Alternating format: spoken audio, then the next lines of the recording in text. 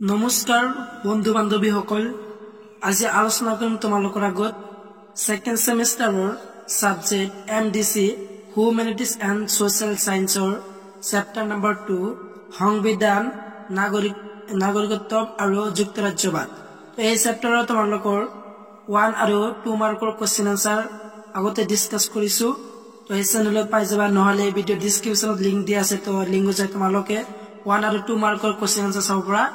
আজি আলোচনা কৰিম তোমালোকৰ আগত 10 মাৰ্কৰ কোৱেশ্চন আনসাৰ। তো তোমালোকে 10 মাৰ্কৰ কোৱেশ্চন আনসাৰ কিন্তু তোমালোকে চাই লোৱা আৰু ভিডিও হেক লৈ চাই থকা।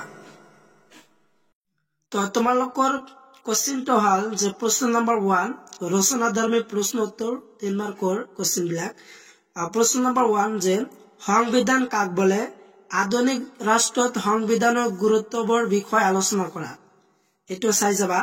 তো ইয়াৰ উত্তৰটো তোমালোকে চাই লোৱা। উত্তৰখিনি তোমালোকক ভালদৰে দি আছো, তো তোমালোকে কেমেৰাৰ পৰা চাই লোৱা আৰু নহলে তোমালোকে মডেলৰ পৰা চাব পাৰা। মডেল পেজ নম্বৰ 18 দিয়া আছে কোৱেশ্চনটো। তো ইয়াৰ এনসাৰটো তোমালোকে সম্পূৰ্ণখিনি চাই লোৱা। তো ইয়াৰ আছে তোমালোকৰ প্ৰশ্ন নম্বৰ 1ৰ এনসাৰ বা উত্তৰ। তো তোমালোকে চাই লোৱা যে তোমালোকৰ সংবিধান কাক বোলে, যে সংবিধান কাক বোলে এইখিনি চাই ললা। আৰু তাৰ পিছত তোমালোকৰ আধুনিক ৰাষ্ট্ৰত সংবিধানৰ গুৰুত্বৰ বিষয়ে আলোচনা কৰা। তোমালোকৰ দুটা কোৱেশ্চন দিয়া আছে, তো এনসাৰটো দি আছো যে আধুনিক ৰাষ্ট্ৰৰ সংবিধানৰ গুৰুত্ব। তো আধুনিক ৰাষ্ট্ৰত সম্পৰ্কে এনেদৰে আলোচনা কৰিব পাৰি। তো যে তোমালোকৰ 5টা পইণ্ট দিয়া আছে, তো 5টা তোমালোকে চাই লোৱা। কেমেৰাত তোমালোকে দি আছো আৰু ইয়াৰ এনসাৰটো পাই যাবা তোমালোকৰ মডেল পেজ নম্বৰ 81 দিয়া আছে, তো তাৰ পৰা চাব পৰা। তো তোমালোকে চাই থকা কোৱেশ্চনৰ এনসাৰটো।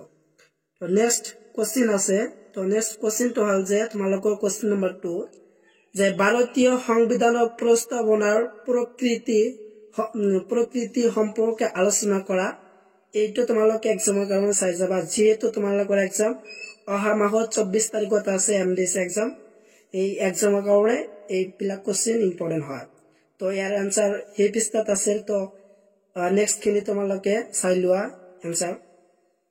তোমালোকৰ কোৱেশ্চন নম্বৰ 2ৰ এনসাৰ, যেহেতু তোমালোকৰ এনসাৰ বিলাক ভালদৰে দি আছো, তো চাই লোৱা যে এনসাৰৰ খিনি তোমালোকে স্ক্ৰিনশ্বট মাৰি লোৱা। যে ভাৰতীয় সংবিধানৰ প্ৰকৃতি তলত আলোচনা কৰা হল, সংবিধানৰ প্ৰকৃতিৰ তলত আলোচনা কৰা কৰিছে। তো ইয়াতো তোমালোকৰ 6টা পইণ্ট দিয়া আছে, তো তোমালোকৰ 6টা পইণ্ট ভালদৰে দেখাবলৈ তোমালোকক চেষ্টা কৰিম। তো তোমালোকে চাই লোৱা।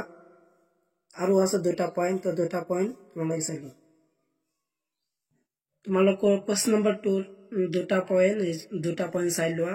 তো তোমালোকৰ টোটেল 6টা পইণ্ট দিয়া আছে, তো 6টা পইণ্ট তোমালোকে ভালকৈ পঢ়ি যাবা এক্সামৰ কাৰণে। পিছৰ প্ৰশ্নটো হল যে প্ৰশ্ন নম্বৰ 4 ভাৰতীয় সংবিধানৰ মৌলিক গাঁথনি সম্পৰ্কে আলোচনা কৰা। এই কোৱেশ্চনটো তোমালোকে এক্সামৰ কাৰণে চাব পৰা যে ভাৰতীয় সংবিধানৰ মৌলিক গাঁথনি সম্পৰ্কে আলোচনা কৰা। আৰু এনসাৰটো তোমালোকে ভালদৰে দি আছো, তো তোমালোকে চাই যাবা। আৰু পেজ নম্বৰ 84 দিয়া আছে, তো আছে আৰু আছে, তো তোমালোকে আৰু চাই থকা শেষ লৈ। কোৱেশ্চন নম্বৰ 4ৰ এনসাৰ যে সংবিধানৰ মৌলিক গাঁথনি, সংবিধানৰ মৌলিক গাঁথনি কি কি। তো তোমালোকে ভালদৰে দি আছে মডেলত, নহলে তোমালোকে কেমেৰাত দি আছো, ভালদৰে স্ক্ৰিনশ্বট মাৰি লবা। আৰু নহলে তোমালোকে মডেলৰ পৰা চাব পৰা আছে। মডেল পেজ নম্বৰ 85 দি আছে আৰু প্ৰশ্নটো দি আছে তোমালোকৰ 84 আৰু এনসাৰ দি আছে তোমালোকৰ 85। তো আৰু এই কোৱেশ্চনটো তোমালোকৰ 10 মাৰ্কছৰ হয়। কোৱেশ্চন নম্বৰ 4ৰ এনসাৰ, তো সম্পূৰ্ণ এনসাৰ আৰু এনসাৰটো দীঘলীয়া হয়। তো ইতিমধ্যে তোমালোকক এটা কথা কওঁ যে কোনোবাই ভিডিঅ'ত মই সম্পূৰ্ণ এনসাৰ তোমালোকক দিয়া নাই। তো বহুতে কমেন্ট কৰি আছিলে যে দাদা তোমালোকৰ এনসাৰ লাগে তোমালোকৰ। তো তোমালোকে এনসাৰ PDF সহকাৰে তোমালোকে পাই যাবা। এই ভিডিও ডেসক্ৰিপশনত তোমালোকে ইনষ্টাগ্ৰাম লিংক দিয়া আছে, তো লিংকত যাই মোক এটা মেছেজ কৰিবা আৰু তোমালোকক PDF দিবলৈ চেষ্টা কৰিম। তোমালোকে PDF চাব পাৰা।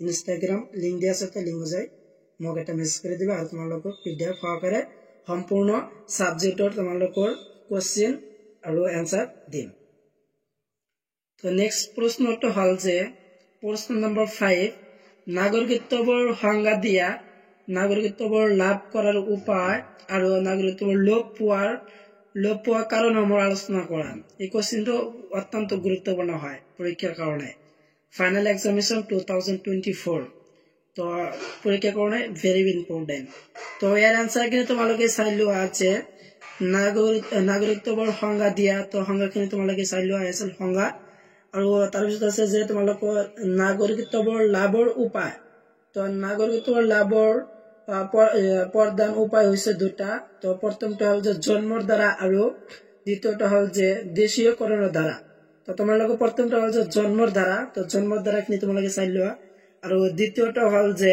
তোমালোকৰ দেশীয়কৰণ পদ্ধতি তো দেশীয়কৰণ পদ্ধতিৰ তোমালোকৰ ইয়াৰ ভিতৰত তোমালোকৰ পয়েন্ট আউট কৰি দিয়া আছে তো পয়েন্ট 1 নম্বৰটো হল যে বিয়া আৰু 2 নম্বৰটো হল যে সৰকাৰি চাকৰি গ্ৰহণ 3 নম্বৰটো হল যে সম্পত্তিৰ ক্ৰয় আছে আৰু আছে নেক্সট কিনি তোমালোকে চাই থকা তো পিছৰ পয়েন্ট হল যে ফৰ যে সৈনিক বৃত্তি গ্ৰহণ পঞ্জীয়ন আৰু হেকৰটো হল যে ওপৰত উল্লেখ কৰা পদ্ধতি দুটাৰ উপৰিও কেতিয়াবা ৰাষ্ট্ৰৰ অংশ সামিলকৰণৰ দ্বাৰা নাগৰিকত্বৰ গ্ৰহণ কৰা হয় আৰু তোমালোকৰ আনসাৰ আছে যে নাগৰিকত্বৰ বিলোপৰ কাৰণ যে তোমালোকৰ কোশ্চেন নম্বৰ 5 ত তিনিটা কোশ্চেন লগ লাগি আছে তো তিনিটা আনসাৰ তোমালোকে ভালদৰে লিখি দিয়া আছে তো তাৰ পৰা চাই লবা আৰু কেমেৰা দি আছো নাগৰিকত্বৰ বিলোপৰ কাৰণ তো কাৰণখিনি তোমালোকে 5টা পয়েন্ট দি আছে তো এইবিলাক লিখি দিলে হল লিখিবা পৰীক্ষাত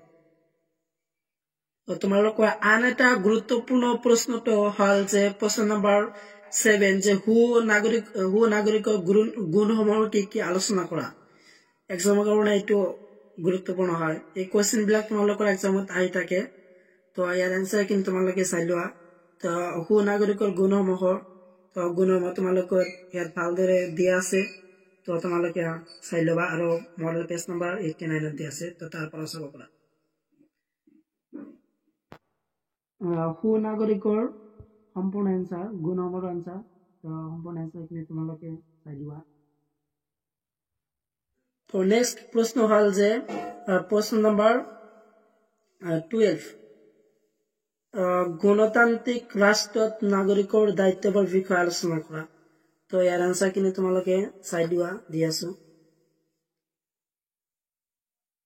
তো কোশ্চেন নম্বৰ 12 ফৰ আনসাৰ তো আনসাৰ কিন্তু তোমালোকে চাই লোৱা আৰু তোমালোকক কৈ দি আছো যে কোশ্চেন বিলাক তোমালোকৰ 10 মাৰ্কছৰ হয় তো ইয়াৰ আনসাৰ কিন্তু তোমালোকে সম্পূৰ্ণখিনি কৰি যাব লাগিব আৰু তোমালোকৰ হেকৰ প্ৰশ্নটো হল যে 14 প্ৰশ্ন নম্বৰ যে বহুত্ববাদী সমাজত যুক্তৰাজ্যবাদৰ প্ৰাসংগিকতাৰ বিষয়ে আলোচনা কৰা এই কোশ্চেনটো পৰীক্ষাৰ কাৰণে ভেৰি ইম্পৰ্টেন্ট যে বহুত্ববাদী সমাজত যুক্তৰাজ্যবাদৰ প্ৰাসংগিকতাৰ বিষয়ে আলোচনা কৰা তো ইয়াৰ আনসাৰ তোমালোকক দিয়া আছে তো আনসাৰ কিন্তু তোমালোকে লোৱা তো আনসাৰ তোমালোকক প্যাৰাগ্ৰাফ হিচাপে আনসাৰ দিয়া আছে তো তোমালোকক ফাৰ্স্ট প্যাৰাগ্ৰাফ খিনি তোমালোকে চাই লোৱা আৰু তোমালোকৰ সেকেন্ড প্যাৰাগ্ৰাফটো হল তো তোমালোকক কেমেৰা দি আছো তো সেকেন্ড প্যাৰাগ্ৰাফ এটো সেকেন্ড প্যাৰাগ্ৰাফ চাই লোৱা আৰু তোমালোকৰ থাৰ্ড প্যাৰাগ্ৰাফটো চাই লোৱা আৰু তোমালোকৰ হেকৰ প্যাৰাগ্ৰাফ হল ফোৰ্থ তো চাৰিটা তোমালোকৰ প্যাৰাগ্ৰাফ দি আছে তো কোশ্চেন নম্বৰ 14 তো চাৰিটা প্যাৰাগ্ৰাফ ভালদৰে পঢ়ি যাবা চাৰিটা প্যাৰাগ্ৰাফ লিখি দিলে হল তোমালোকে 3 মাৰ্কছ পাই যাবা তো এনেকুৱা ভিডিও পোৱাৰ কাৰণে মোৰ চেনেলটো সাবস্ক্ৰাইব কৰি থবা আজিৰ ভিডিও এইখিনি আছিল সম্পূৰ্ণ ভিডিও চাই থকাৰ বাবে তোমালোকক সকলোকে ধন্যবাদ জনাও